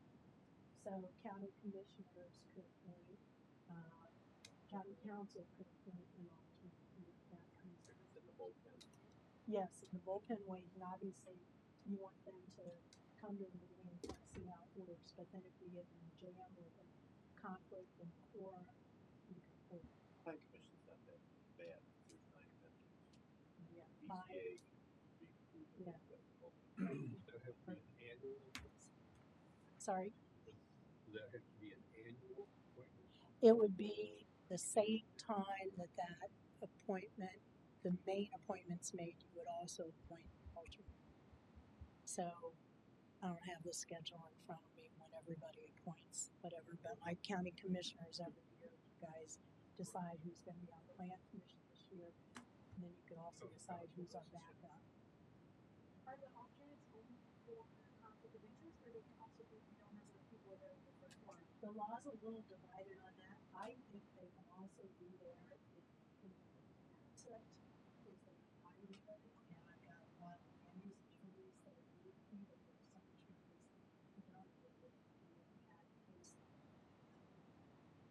But I think, I've seen it happen. We've got some communities where we may have a snowbird who goes to Florida for 3 months, and it's subject to your meetings, and that's a real problem. So it can help in that situation, but I would talk to your attorney if you're thinking about that. Okay, I think, yeah, you've got a conflict, you make it public, announce it, put it on the record, accuse yourself, you don't participate, you don't ever represent anybody else before this board or commission. Like, you don't stand up, come around and say, I've got a conflict of interest and I'm going to help my cousin with his application. Can't do that. Okay. We talked a lot tonight. Got one before we go on to questions. Maybe you can explain it better. There's a reason why there's not elected officials appointed to BCA. Is that correct? I think it's the quasi-judicial situation again, is because you can't have contact outside of the meeting. That would be really hard for most elected officials to say, you're my constituent, but I'm not going to talk to you because I'm on the BZA. So I think, I wasn't around, but that's my best guess as to why that's the situation. I feel like if you have a conflict of interest, you probably shouldn't even go to the room. You should just leave the room until you come. Yeah, so those kind of things are typically covered in your rules of procedure, and state law doesn't go so far as to say leave the room, but I absolutely agree. That's my recommendation, is you put it on the record, you recuse yourself, then you leave the room. You don't sit in the front row and like stare at everybody and shake your head and stuff like that. But yeah, that's something you usually put in your rules of procedure. There are rules we have for the Plan Commission BZA. We should endeavor to get those in each and every one of your hands. And the other thing I want to mention, staff, Christy, Susan, myself, and others were always available before meetings to issue study. for the meetings if you've got any questions whatsoever. If you want us to go visit the property or show you the photographs we took, you're always welcome. Just give us a call. I always like the staff reports. Department. And Valuable resource. And I've noticed sometimes staff reports, especially in the plan commission, doesn't necessarily, I've noticed it's kind of haphazard. Sometimes they made in a recommendation, and often the case they didn't. And somehow I want to change that, at least from my perspective, is if staff feels they met these criteria, we should be telling you that. Yeah. Right. I mean, We shouldn't discover that in an open conversation. you're not asking for my opinion, but my opinion is that's why you have staff to do the homework, a lot of the background first. So if staff says there's an issue with traffic safety, we don't think it's meets criteria, we're recommending against it, they need to be very clear about that, I think, in the staff report. Yeah, I agree. It's hard, it puts you on the line, but I think it helps too. Yeah. Does anybody, or does the planning commission or the BCA use the Porter County Land Use and Thoroughfare Plan book? I don't know if it still comes into use for anybody. That's your I thought it was the best thing I ever read, to tell you the truth. That is part of the compliment. And Yeah. but I don't know if anybody uses it anymore. I do. All the time. It's Staff has, good. has like a little yellow sticky notes on it. What we'll do is we'll send you the rules for the Plan Commission BZA. We'll also give you links to the website. It's real easy. On the county website, you can see all these documents. And if you want printed copies, so you got one in your folder, we'd be glad to do that too. So I know we crammed a lot in here tonight, and you may go home and, you know, as you're reading the zoning board UDO at 3 a.m., you may have questions. Pass them on to staff, and they can pass them on to me. I'm happy to get them. You know, I know I've overwhelmed you with a lot of information. So, I would like to say thank you to Mike. This really helped me tonight. You know, a lot of people get put on boards, you know, the rules of the road, and just kind of look to your elders and say, well, what do you think? Did you vote for that last time? You know, and, yeah, we sure did. Okay, I'm voting for it, you know? So now it's just really, it's a great presentation. Thank you. It really helped me out a lot. well, I may have left you with more questions than I answered. I don't know, but I gave you something to think about. So. My observation the last 13 months, a lot of people make a decision from here when it should be from here. Because the emotional tugging of you're hearing all these people in the audience, and they're, like she says, you got to stay on task. What is the task at hand? You do a good job of bringing people back in when you lead your meetings, and yeah, you got to use your head, you know, and think your way through it. And I would go so far as to say, when you make motions and stuff, to say, I'm recommending we approve this because they met all 5 criteria for a use variance, or all 5 criteria from the state law for the zoning change, or whatever. Frame it that way, or say the opposite. I'm recommending that we deny this because while we appreciate your business and your ideas, it doesn't meet the standard from state law or local ordinance or whatever. So you can kind of pass some of that and not feel guilty yourself and frame it with, here are the laws that we have to follow. Choice. That's important for the Plan Commission when it makes its way, because you've given unfavorable. It still goes to the commissioners, and they can decide to do it.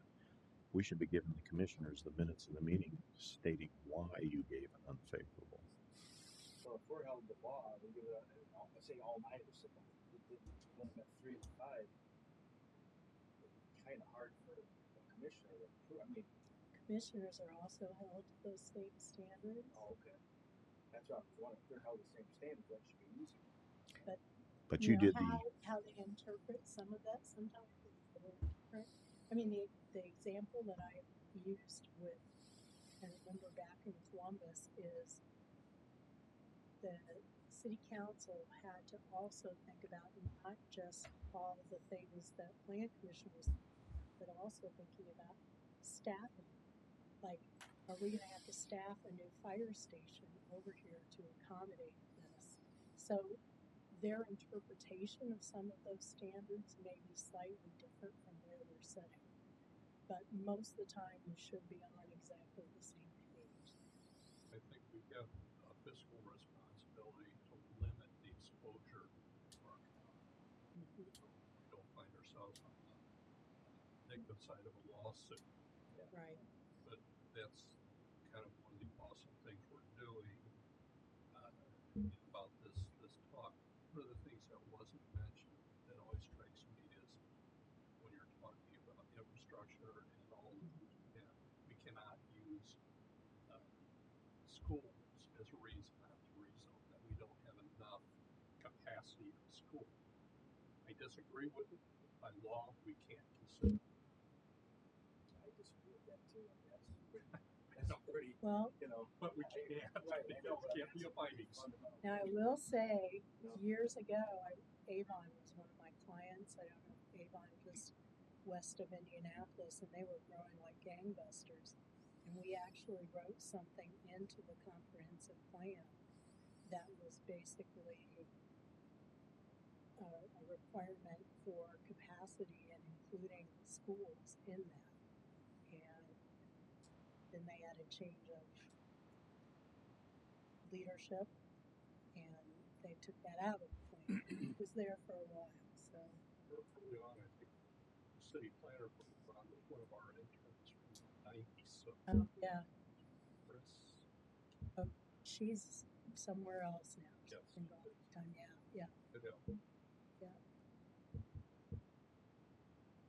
Any questions, please get in touch with us. We want to make your job as fruitful. And again, we're always here. Staff's always here to support you. Matter of fact, I will be meeting with you, talk more about PUDs and what their role they play. I know she had to do an abbreviated version, but staff will be meeting with you individually or in small groups. It's funny we mentioned that because I was at a meeting, I was looking at doing something in Lake County, and I met with their plan commission guy. He's been here for 30 years, and I mentioned PUD. We don't do PUDs here. We don't do them. We have 4 PUDs. He even said, he mentioned Dallas, they have a lot of PUDs. You can't track them. You can't do this. You can't do that. I'm like, hey, I'm just curious. I said, in Porter County, we, Chester uses a lot of PUDs, so I just went, hey, can we just PUD this? Fine. Wow, okay. Sorry to ask. I didn't mean that was a nasty word to him when I said Fishers is all PUDs. They have hundreds of PUDs, so hundreds of different zoning districts. Yep. Yeah, the secret to PUD is you got to pick the right thing to do it on. If you tested everything else, it can't meet as an industrial zoning. It would be 50 variances to make it. Then you might reconsider the PUD. Okay. Well, thank you all for attending. Thank you very much. no, thanks, man. 4 PUDs.